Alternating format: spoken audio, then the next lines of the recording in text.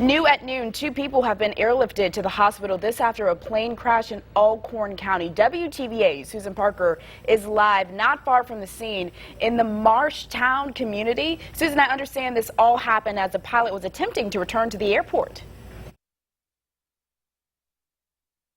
The plane that crashed this morning around 8:45, the call came in.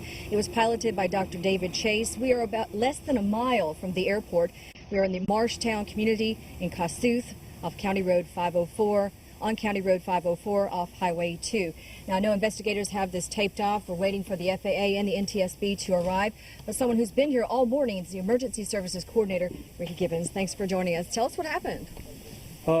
Seems that Dr. Chase was en route to Florida to visit relatives and friends for Christmas. He took off from the Corinth Alcorn County Airport, immediately started having issues with his plane. He tried to make a high bank turn to the right to go back to the airport, but had to do an emergency crash landing, a forced landing instead.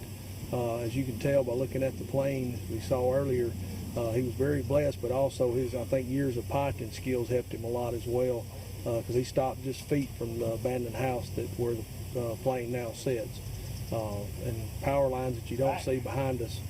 So he had to pilot that in between the power lines and the trees and the building, and land in the yard where you see the plane lying now. So, like I said, his skills as a pilot helped him as well as being blessed. I think at the top of the show, someone said that, there might be 2 people airlifted. We have just 1. Tell us the condition of the occupants on the plane and how many there were.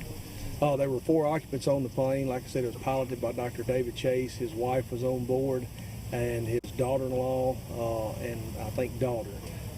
The daughter and the wife are at Magnolia Hospital, and they're in good condition. The daughter-in-law was one that was taken to Memphis to the hospital. I'm not sure whether she went to the Med or one of the other hospitals. I think she had some type of head injury, but we're hoping that she makes a full recovery. You talked about he avoided the power lines, but also he skidded, I guess, across the yard. I mean, how amazing of a job is that to not hit that house? It's pretty amazing. Like I said, his piloting skills, along with being blessed, was very, very important. Okay, very good. Thank you, sir. I know you have a lot of work ahead. Thank you. Okay, we'll have much more on this story coming up tonight on WTVA News at 5 and 6. For now, we're live in Kossuth. Susan Parker, WTVA News.